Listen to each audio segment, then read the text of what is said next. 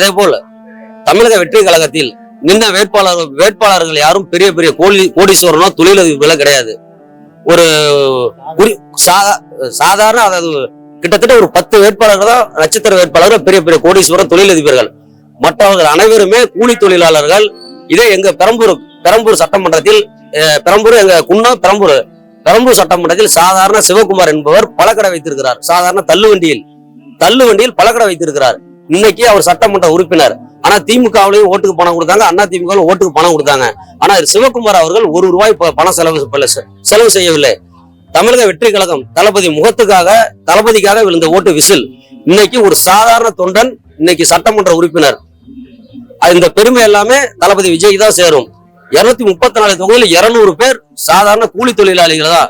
இன்னைக்கு 108 பேர் இருக்காங்கன்னா 100 பேர் சாதாரண ஏழை தொண்டர்கள் தான். இன்னைக்கு சட்டமன்ற உறுப்பினர், அமைச்சரவையில் இடம். இது கண்டிப்பாக வரவேற்கத்தக்க ஒன்று. தளபதி விஜய் சிஎம் அவர்களுக்கு வாழ்த்துக்கள்.